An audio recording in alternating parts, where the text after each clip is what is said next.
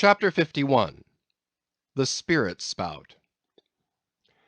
Days, weeks passed, and under easy sail the ivory Pequod had slowly swept across four several cruising grounds, that off the Azores, off the Cape de Verdes, on the Plate, so called, being off the mouth of the Rio de la Plata, and the Carroll Ground, an unstaked watery locality southerly from St. Helena. It was while gliding through these latter waters that one serene and moonlight night, when all the waves rolled by like scrolls of silver, and by their soft suffusing seethings made what seemed a silvery silence, not a solitude; on such a silent night a silvery jet was seen far in advance of the white bubbles at the bow. Lit up by the moon, it looked celestial, seemed some plumed and glittering god uprising from the sea. Fedallah first descried this jet. For of these moonlight nights it was his wont to mount to the main mast head, and stand a look out there, with the same precision as if it had been day. And yet, though herds of whales were seen by night, not one whaleman in 100 would venture a lowering for them.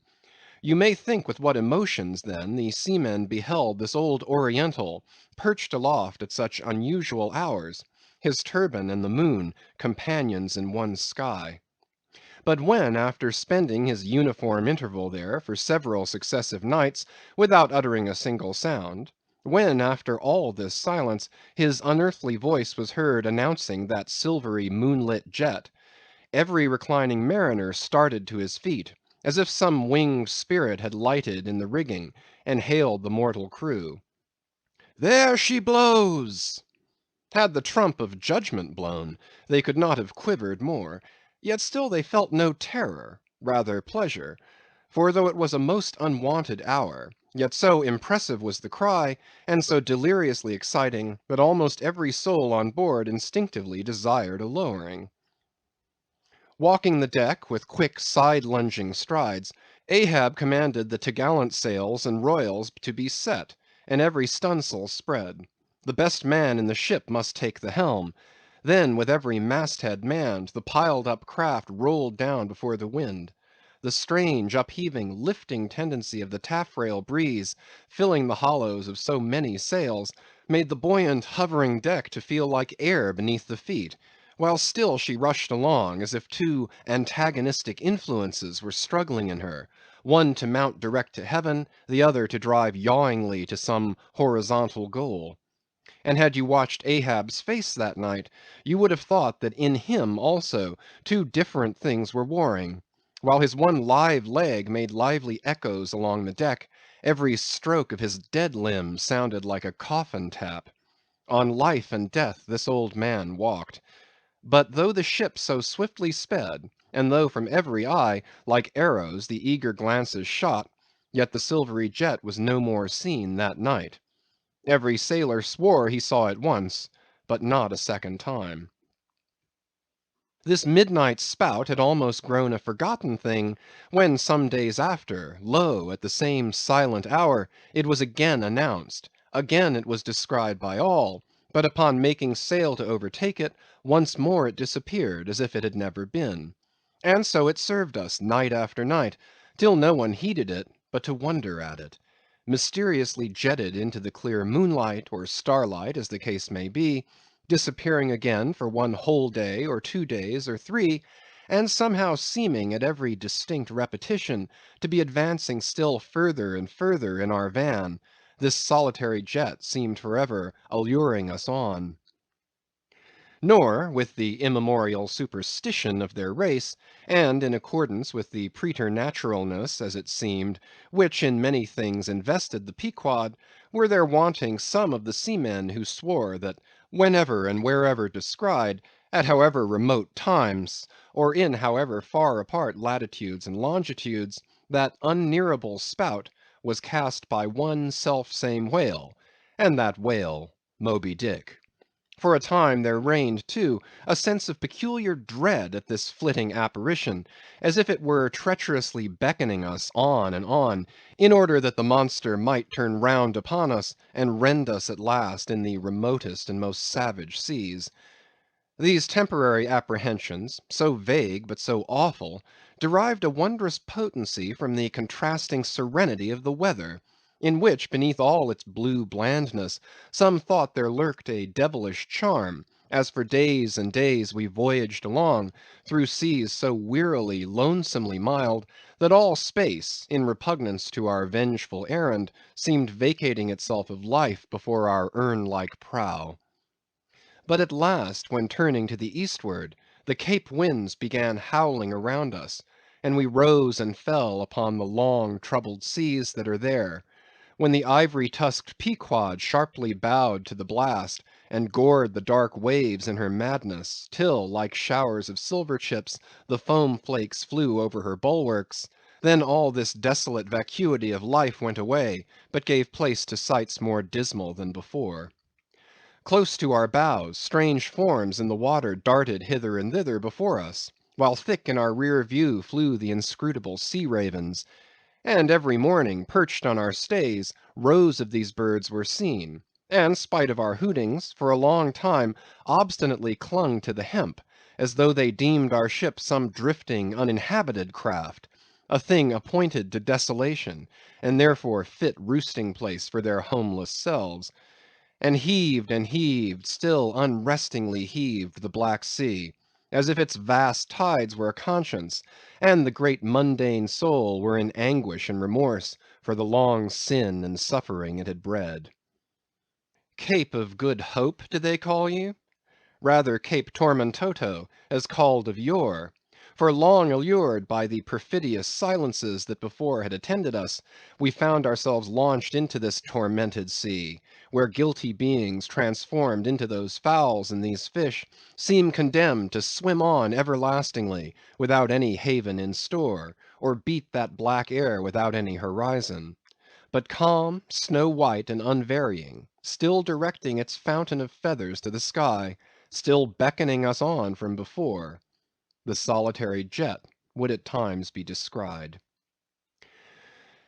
During all this blackness of the elements, Ahab, though assuming for the time the almost continual command of the drenched and dangerous deck, manifested the gloomiest reserve, and more seldom than ever addressed his mates. In tempestuous times like these, after everything above and aloft has been secured, nothing more can be done but passively to await the issue of the gale. Then captain and crew become practical fatalists.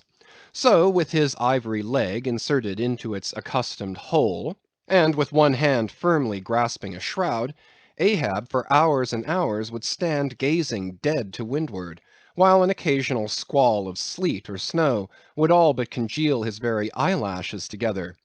Meantime the crew, driven from the forward part of the ship by the perilous seas that burstingly broke over its bows, stood in a line along the bulwarks in the waist; and, the better to guard against the leaping waves, each man had slipped himself into a sort of bowline secured to the rail, in which he swung as in a loosened belt. Few or no words were spoken, and the silent ship, as if manned by painted sailors in wax, day after day, tore on through all the swift madness and gladness of the demoniac waves. By night, the same muteness of humanity before the shrieks of the ocean prevailed. Still in silence the men swung from the bowlines; still wordless Ahab stood up to the blast. Even when wearied nature seemed demanding repose, he would not seek that repose in his hammock. Never could Starbuck forget the old man's aspect, when one night, going down into the cabin to mark how the barometer stood, he saw him with closed eyes sitting straight in his floor-screwed chair, the rain and half-melted sleet of the storm from which he had some time before emerged, still slowly dripping from the unremoved hat and coat. On the table beside him lay unrolled one of those charts of tides and currents which have previously been spoken of. His lantern swung from his tightly clenched hand. Though the body was erect, the head was thrown back, so that the closed eyes were pointed towards the needle of the telltale that swung from a beam in the ceiling. Footnote: The cabin compass is called the telltale, because without going to the compass at the helm, the captain while below can inform himself of the course of the ship. End of footnote. Terrible old man! thought Starbuck with a shudder. Sleeping in this gale, still thou steadfastly eyest thy purpose. Chapter 52. The Albatross. Southeastward from the Cape, off the distant Crozetts, a good cruising ground for right whalemen, a sail loomed ahead, the Goney, Albatross by name.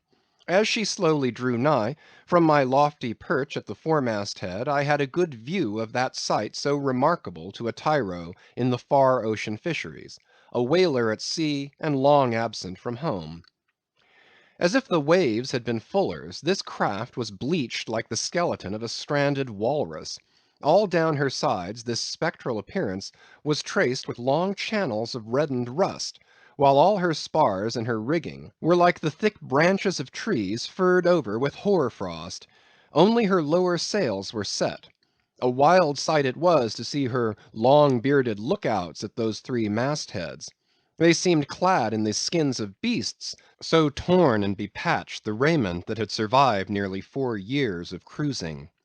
Standing in iron hoops nailed to the mast, they swayed and swung over a fathomless sea; and though, when the ship slowly glided close under our stern, we 6 men in the air came so nigh to each other that we might almost have leaped from the mastheads of one ship to those of the other, yet those forlorn looking fishermen, mildly eyeing us as they passed, said not one word to our lookouts, while the quarter-deck hail was being heard from below.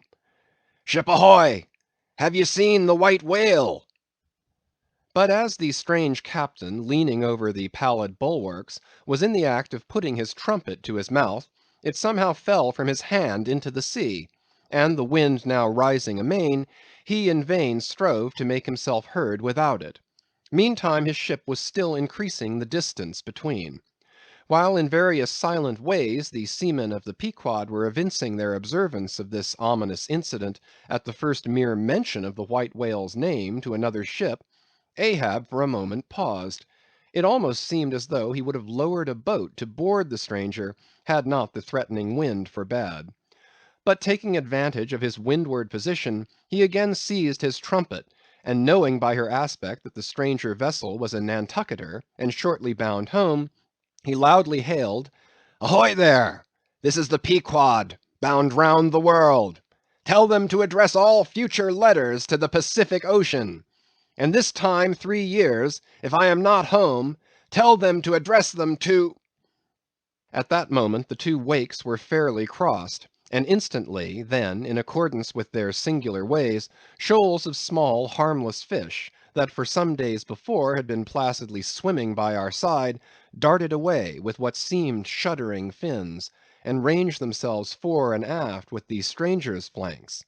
Though in the course of his continual voyagings Ahab must often before have noticed a similar sight, yet to any monomaniac man the various trifles capriciously carry meanings. "Swim away from me, do ye?" murmured Ahab, gazing over into the water. There seemed but little in the words, but the tone conveyed more of deep helpless sadness than the insane old man had ever before evinced. But turning to the steersman, who thus far had been holding the ship in the wind to diminish her headway, he cried out in his old lion voice, "Up helm! Keep her off round the world!" Round the world! There is much in that sound to inspire proud feelings. But whereto does all that circumnavigation conduct? Only, through numberless perils, to the very point whence we started, where those that we left behind secure were all the time before us. Were this world an endless plain, and by sailing eastward we could forever reach new distances and discover sights more sweet and strange than any Cyclades or islands of King Solomon, then there were promise in the voyage.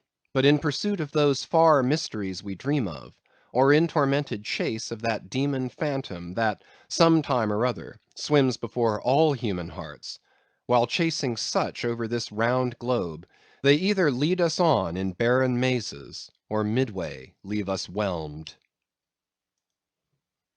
Chapter 53. The Gam. The ostensible reason why Ahab did not go on board of the whaler we had spoken, was this: the wind and sea betokened storms. But even had this not been the case, he would not, after all, perhaps, have boarded her, judging by his subsequent conduct on similar occasions, if so it had been, that by the process of hailing he had obtained a negative answer to the question he put. For, as it eventually turned out, he cared not to consort, even for 5 minutes, with any stranger captain, except he could contribute some of that information he so absorbingly sought.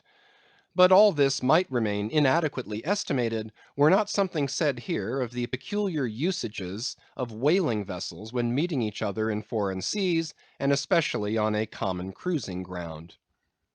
If two strangers crossing the Pine Barrens in New York State, or the equally desolate Salisbury Plain in England, if casually encountering each other in such inhospitable wilds, these twain for the life of them cannot well avoid a mutual salutation, and stopping for a moment to interchange the news, and perhaps sitting down for a while and resting in concert, then how much more natural that upon the illimitable pine barrens and Salisbury plains of the sea, two whaling vessels descrying each other at the ends of the earth, off lone Fanning's Island or the far-away King's Mills, how much more natural, I say, that under such circumstances these ships should not only interchange hails, but come into still closer, more friendly and sociable contact. And especially would this seem to be a matter of course in the case of vessels owned in one seaport, and whose captains, officers, and not a few of the men are personally known to each other, and consequently have all sorts of dear domestic things to talk about. For the long absent ship, the outward bounder perhaps has letters on board. At any rate, she will be sure to let her have some papers of a date a year or two later than the last one on her blurred and thumb-worn files. And in return for that courtesy, the outward bound ship would receive the latest whaling intelligence from the cruising ground to which she may be destined, a thing of the utmost importance to her. And in degree, all of this will hold true concerning whaling vessels crossing each other's track on the cruising ground itself, even though they are equally long absent from home. For one of them may have received a transfer of letters from some third and now far remote vessel, and some of those letters may be for the people of the ship she now meets. Besides, they would exchange the whaling news, and have an agreeable chat. For not only would they meet with all the sympathies of sailors, but likewise with all the peculiar congenialities arising from a common pursuit, and mutually shared privations and perils. Nor would difference of country make any very essential difference; that is, so long as both parties speak one language, as is the case with Americans and English; though to be sure, from the small number of English whalers, such meetings do not very often occur, and when they do occur, there is too apt to be a sort of shyness between them; for your Englishman is rather reserved, and your Yankee, he does not fancy that sort of thing in anybody but himself. Besides, the English whalers sometimes affect a kind of metropolitan superiority over the American whalers, regarding the long, lean Nantucketer, with his nondescript provincialisms, as a sort of sea peasant. But where this superiority in the English whaleman does really consist, it would be hard to say, seeing that the Yankees in one day collectively kill more whales than all the English collectively in 10 years.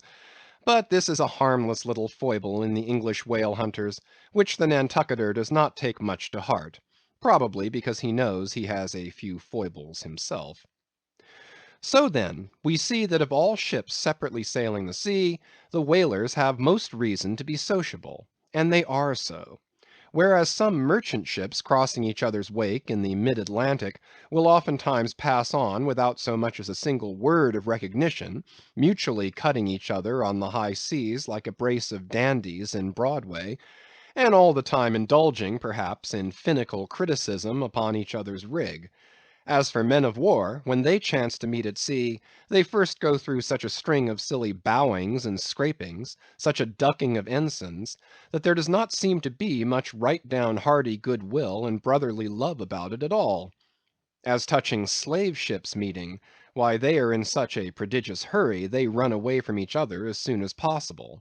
And as for pirates, when they chance to cross each other's crossbones, the first hail is, "How many skulls?" the same way that whalers hail, "How many barrels?" And that question once answered, pirates straightway steer apart, for they are infernal villains on both sides, and don't like to see overmuch of each other's villainous likenesses. But look at the godly, honest, unostentatious, hospitable, sociable, free and easy whaler. What does the whaler do when she meets another whaler in any sort of decent weather? She has a gam, a thing so utterly unknown to all other ships, that they never heard of the name even; and if by chance they should hear of it, they only grin at it, and repeat gamesome stuff about spouters and blubber boilers, and such like pretty exclamations. Why it is that all merchant seamen, and also all pirates and man-of-war's men, and slave ship sailors, cherish such a scornful feeling towards whale ships, this is a question it would be hard to answer; because in the case of pirates, say, I should like to know whether that profession of theirs has any particular glory about it. It sometimes ends in uncommon elevation, indeed, but only at the gallows. And besides, when a man is elevated in that odd fashion, he has no proper foundation for his superior altitude. Hence I conclude, that in boasting himself to be high lifted above a whaleman, in that assertion the pirate has no solid basis to stand on. But what is a gam? You might wear out your index finger running up and down the columns of dictionaries and never find the word. Dr. Johnson never attained to that erudition; Noah Webster's ark does not hold it.